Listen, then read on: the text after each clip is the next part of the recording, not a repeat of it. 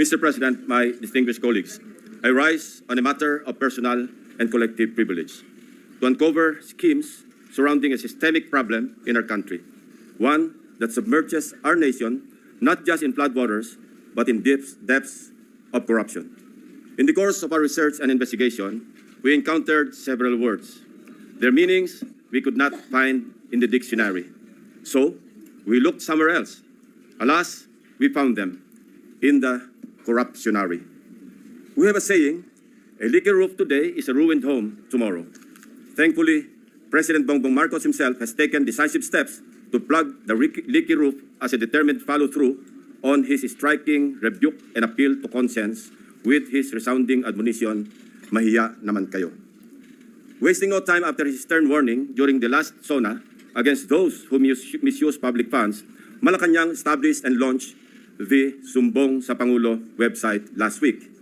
I commend and sincerely thank the President for this open source website. Not only does it open the public a direct line to the President to report anomalous flood control projects in their midst, but in my case, including that of my staff, the website makes our investigative work a lot easier. For one, the coordinates that the website provides showed us a faster way to find shady, even ghost projects. Last week, the President took aim. Today, I am pulling the trigger. Para sa ating mga kababayan, nakatutok ang aking presentasyon sa araw na ito sa mga flood control projects pa lamang. Hindi pa rito kasama ang iba pang mga infrastructure projects na punong-puno rin ng anomalya. Isa-isahin natin ang mga impormasyong aming nakalap sa mga nakalipas na linggo mula sa aming sariling pag-aaral at pagsasaliksik na suportado ng mga impormasyon mula mismo sa mga DPWH officials at insiders, pati ilang contractors, kasama na rin ang open sources. Una, ang kalakaran ng ilang mga kontratista at mga kasabwat nila sa gobyerno na sa paghahati-hatian ng pondo, kasama na rin ang mga termino o codes patungkol sa kanilang modus. Pangalawa, ang mga palpak na proyekto dahil sa paggamit ng substandard na materyales, kasama na ang mga kontratistang nasa likod nito. Pangatlo, ang mga proyektong lantarang inaangkin bilang congressional insertions. Pangapat, ang patuloy na pagbaha sa iba't ibang lugar na narating namin kahit taon-taon ay paulit-ulit na binubuhusan ng bilyon-bilyong pondo. At ang pinakahuli, ang mga tinatawag ng Pangulo na guni-guni o ghost projects na aming nahukay. For over 15 years, from 2011 to 2025, we appropriated more than 1.9 trillion pesos for flood control management program under the budget of the Department of Public Works and Highways alone. Sa loob lamang ng 3 taon, mula 2023 hanggang 2025, higit 1 trillion pesos ang ating inilaan sa ilalim ng 3 naipasang budget measures para sa flood control. Halos 53% ng kabuuang pondo sa loob ng 15 taon. When we are speaking in trillions of pesos, we should expect our streets and low-lying communities to be flood-free when the rains pour. Gayunpaman, sa paghagupit ng magkakasunod na habagat at mga bagyong Krising, Dante at Emong, ilang linggo pa lamang ang nakalipas, kasamang winasak at inanod ng baha ang bilyon-bilyong pisong halaga ng mga flood control projects na halos bago at kakukumpleto pa lamang na dapat sana ay nagbigay proteksyon sa ating mga kabahayan at komunidad. Corruption has been so pervasive and systemic that doing so is like a piece of cake. And when I say piece of cake, I mean that funds for a specific project are divided, shares vary depending on greed, big parts swallowed by corrupt operators, both from the public and private sectors, leaving only crumbs for actual project implementation. May ilan pang ang proyekto, hindi man lang nagtira para sa taong bayan. Ang tawag ng Pangulong Marcos dito, guni-guni o ghost projects. Mr. President, let me illustrate an example of the pie sharing in a severely corrupted project. Nais kong bigyan diin na hindi ito representasyon ng lahat ng kalakaran sa flood control projects sa buong Pilipinas.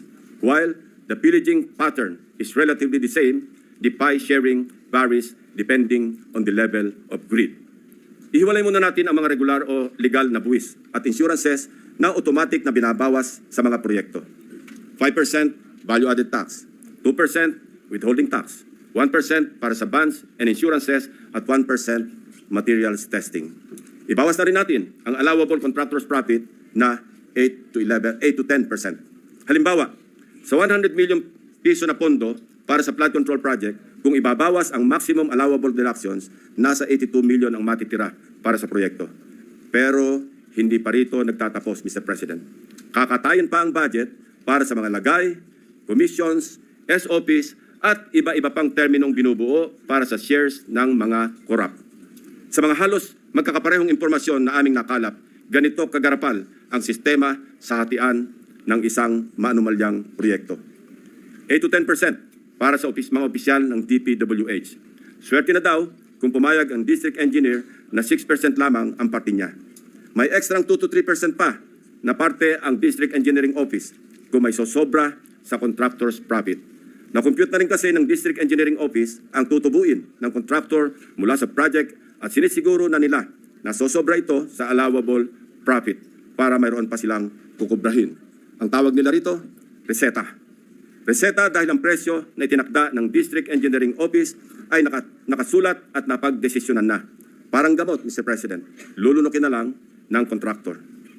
5 to 6% para sa mga miyembro ng Beach and Awards Committee or BAC. 0.5 to 1% para sa COA. Mr. President, meron pa ngayong tinatawag na passing through or parking fee na aabot sa katumbas na 5 to 6% ng pondo. Ito ang tinuturing na royalty, ang tawag sa lagay na ibinibigay sa politikong may kontrol sa distrito kung saan i-implementa o itatayo ang proyekto. Lo and behold, Mr. President, 20 to 25% ang karaniwang napupunta sa funder o project proponent na politiko. Mr. President, ang matitirang pondo para sa pagpapatayo ng proyekto ay napakaswerte ng umabot sa 40% o 40 million pesos alisunod sa ating halimbawang 100 million pisong pondo para sa proyekto. Mr. President, there is an evident pattern of this nasty distribution of public funds among crooks. Ito ay base sa mga case studies na aming pinuntahan at mususing inimbestigahan sa iba't ibang dako ng bansa, partikular sa issue ng flood control. Hindi na namin sinama sa aking presentasyon ang mga naikutan at ibinunyag na ng Pangulo. Ang malinaw na malinaw. Halos pare-pareho ang pattern kung paano minamasaker ng mga kawatan ang pondo ng bayan. Nauna na po itong inuulat ng ating Pangulo noong nakarang linggo. Nang banggitin niya ang mga items na pare-pareho ang contract cost sa kabila ng pagkakaiba-iba ng specs, disenyo at haba ng proyekto. Panoorin po natin ang video. Pag sinabi, may 50 project, pare-pareho, 150 million lahat. Pare-pareho lahat. Imposible yan. It is impossible for one barangay, even if they are the next barangay, to have the exact same project to the exact same amount with the exact same contractor. Imposible yan. Sa parlance po na ang nakakaalam lamang ay ang mga kasali sa gulangan sa pondo. Ito po ang tinatawag na distinct. Distinct ang mga budget items na makikita sa General Appropriations Act at awarded contracts na may pare-parehong halaga para sa magkakalapit man o magkakalayo na proyekto. Distinct dahil ayon sa aming mga informants sa loob ng DPWH at kinumpirma ng ilang contractors, coded na budget ito para mayroong pagkakakilanlan ang mga quote-unquote may-ari ng proyekto. Para sa mga nakakaunawa, ang ibig sabihin po ay akin yan. Sa Bulacan First Engineering District na pinamumunuan na magkasunod na tinanggal sa pwesto na sina dating District Engineer Henry Alcantara at ang pumalit sa kanya na si Bryce Hernandez. Napag-alaman naming talamak ang ganitong kalakaran. Bakit? Sapagat ayon sa mga contractors at DPWH officials na nakipag-usap mismo sa akin at aking staff, ang dalawang ito ay halos pareho lang ang pagmamahal sa pera. Napabalita pa nga kamakailan na ang isa sa kanila ay nakakapagpatalo ng 100 milyon sa isang kasino dito sa Metro Manila. Mr. President, sa District Engineering Office na ito, sa ilalim ng pamumuno ng dalawang nabanggit na opisyal, para sa taong 2024, 28 proyekto ang pare-pareho ang pondo kahit magkakaiba ang specs, disenyo at haba. Distinct. Babalikan po natin, Mr. President, mamaya ang lalawigan ng Bulacan na aming maituturing na pinaka-notorious pagdating sa anomalya ng flood control projects base sa aming mga findings. Unahin muna natin ang kaso ng questionabling flood control project sa lalawigan ng Pampanga. 4 years now, the Riverbank Mitigation Project in Candating, Arayat, has been the face of a failed flood control project. Tuwing umuulan, panay ang aray ng mga taga-Arayat. Sa pag-apaw ng ilog, na hindi mapigilan ng flood control. Mr. President, binisita ng aking mga staff ang Arayat nitong nakaraang 2 linggo lamang na tinamaan din ng hagupit ni Emong at nagdulot na naman ng pagguho ng ilang bahagi nito. Take note, Mr. President, katatapos lang ng panibagong repair nito noong lang Hunyo ng kasalukuyang taon, 2025. Sa itsura ng structure, tila baga hindi binibigyan pansin ng gobyerno ang kandating. Pero kung babalikan natin isang taon pa lamang ang nakakaraan o noong Agosto 2024, may gumuho ng flood control matapos mahagupit ng monsoon. Mr. President, a review of the budget books shows that we started funding the construction, rehabilitation of slope protection along Pampanga River, Kandating, Arayat, Pampanga, way back in 2018. Let me give a rundown. In 2018, we already spent 20 million pesos on a project for the construction, rehabilitation of slope protection along Pampanga River, Kandating section, Arayat. Kalaunan, nasira.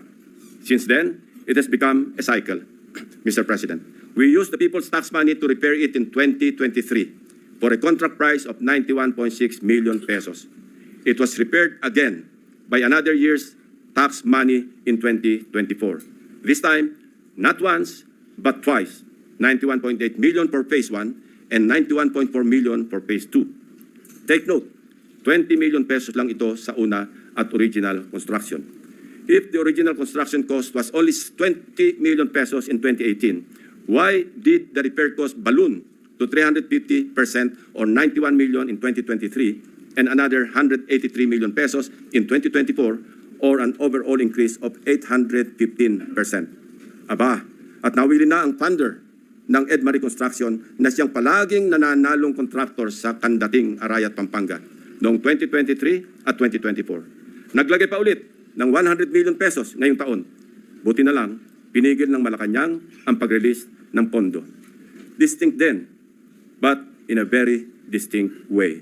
As I mentioned earlier, all of these were awarded to the same mighty contractor, Edmarie Construction and Trading. In total, Edmarie bagged 274.8 billion pesos in taxpayers' money for the rehabilitation and repair of Kandating na tila hindi nagsasawa sa carry repair. Hindi lang po yan ang issue ng Edmarie. How can this contractor, with an unusual share of controversies, including being delisted as DHSUD builder in 2023, be trusted to rebuild its own consistently collapsing project, which has evidently come with great cost and loss to the government? Paulit-ulit ang pag-repair, ngunit ganito pa rin ang kalagayan sa Kandating, Arayat. Arayat ko po. Mr. President, magtungo naman tayo sa Hilagang Luzon, partikular sa probinsya ng La Union, kung saan matatagpuan ang Bawang River Basin, na kung saan matindi ang congressional insertions. Sa tulong ng mga concerned groups and individuals, napansin namin ang bilang ng flood control projects na bagamat wala sa National Expenditure Program noong 2024 ay biglang tumubong parang kabute sa General Appropriations Act ng nakaraang taon. Halimbawa, ang construction of flood control structure along Bawang River Basin. 2 items lamang na may tig 50 million pesos ang nakalaan sa bahagi ng Nagilian. Samantalang, ang bayan ng Bawang ay wala pong proyekto sa National Expenditure Program. Abracadabra, sa naipasang 2024 General Appropriations Act, nagkaroon ng 10 items na nahahati mula Package 1 hanggang Package 10 na may tig 98 million pesos ang biglang umusbong para sa Nagilian. Sa kabuuan, ang 10 packages na ito ay umabot sa 967.4 million pesos. Halos 1 bilyong piso kumpara sa 2 tig 50 million lamang sa 2024 NEP. Sa Bawang naman, 7 packages ang lumitaw na may magkakaparehong halaga, 89 million pesos each. Sa kabuuan, ito ay nagkakahalaga ng 623 million pesos mula zero budget sa NEP ng 2024. Sa aming masinsing pagkalkal, ay natuklasan naming iisang kontraktor ang naawardan ng lahat ng packages na ito, ang Silver Wolves Construction Corporation. Distinct pa rin, distinguished colleagues. Ito ang nabanggit kong pork barrel insertions kanina, Mr. President. Meron pang mas matinding congressional insertions, ipapakita ko sa inyo. Baco at Nauhan, Oriental Mindoro. Aguila congressional insertions. Mr. President, when flood control projects fail to stand against the tides, we are compelled to question the feasibility of the project and the technical capacity of the contractor. But what if an elected congressman or a political group claims ownership of the project? Is it not both proper and necessary to scrutinize their motivations and examine the extent of their involvement, and perhaps to hold them responsible? This explains the logic why I am insisting to make transparent the identities of the proponents of the insertions from the House GAB, Senate version, and all the way to the BICAM. If they claim something as theirs, should they not also be accountable for its failures? Mr. President, I raise the question because of the evident congressional banners we observe alongside many projects in Nauhan and Baco, both in Oriental Mindoro. Bilang halimbawa, in Barangay Burbuli, Baco, Oriental Mindoro, one banner reads, Congressional Project, Construction of Flood Control Structure along Barangay Burbuli, Alag River, Baco, Oriental Mindoro, Aguila, Aksyon, Gobyerno at Inisyatibo sa Larangang Lehislatura. This project, awarded to Silver Wolves Construction Corporation again, is worth 95 million pesos. It is an ongoing project to be completed in December 2025. This project is so important that it can turn stones and get funding approval under the unprogrammed appropriations of the 2024 national budget. This prompts us to dig deeper into the web. And as they say, social media is a great resource of evidence, which lawyers fondly call testimony against self-interest. In one Facebook post, we discovered a congressional representative showcasing his midterm accomplishment report covering the period from June 30, 2022 to December 31, 2023. He openly lists projects, hold your breath, funded by his office. I repeat, funded by his office, including flood control and river protection initiatives. From Aguilas Baco, let us travel to Aguilas Nauhan, also in Oriental Mindoro. Mr. President, Nauhan is among the beneficiaries of 3.6 billion pesos worth of projects, while Baco proudly lists 807 million, all of which is attributed to and owned up by the office of the congressman. Hindi lamang po ito ang maswerteng napondohan. Isa pa sa pinagmamalaki ng mapag-angking congressman ay ang flood control structure sa Butas River upstream, Barangay San Jose, Nauhan, Oriental, Mindoro. We took time to visit the project, Mr. President, which he referred to as a national project through congressional allocation.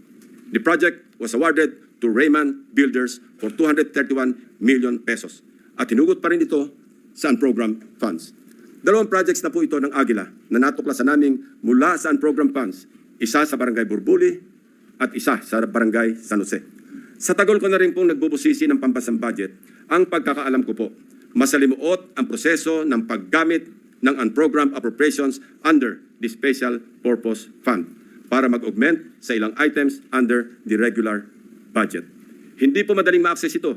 Dapat A, may excess revenue collections, or B, new revenue collections, or C, those arising from new tax or non-tax sources, or D, approved loans para sa foreign-assisted projects. Mahaba din ang requirements dito, Mr. President. So, ano kaya ang taglay na agimat ni Congressman? What gives, Mr. President? Kung saan may multimillion projects, dumadapo ang Aguila. Pero lubog pa rin sa baha ang nadadapuan ng Aguila. Isa lamang po ito sa napakaraming banners at social media posts ng congressional insertions ng mga politiko na naglipana sa iba't ibang bahagi ng bansa. Mr. President, ituloy na po natin ang diskusyon tungkol sa aming mga obserbasyon sa lalawigan ng Oriental Mindoro. Without taking anything away from the good but suffering people of this province on the legitimacy of their needs due to its high flood susceptibility, I want to speak of the billions of appropriations for flood control projects poured into this province in Luzon's eastern flank.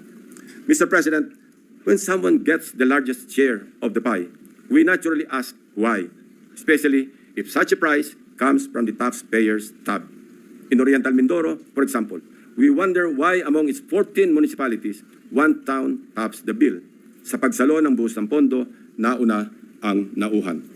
Nauhan, Oriental Mindoro received a sweeping 55% of the province's 2025 flood control budget. Katumbas ito ng 10 bilyong piso para sa flood control projects ng bayan ng Nauhan pa lamang. Fair enough, given the coastal topography of the municipality, which includes its lowland plains and extensive river systems such as Mag-asawang Tubig, Nauhan, and its people badly need flood control interventions. However, the magnitude of its budget allocation in the last 3 years alone, amounting to approximately 19 billion pesos and nearly doubling each year, raises concerns regarding Nauhan's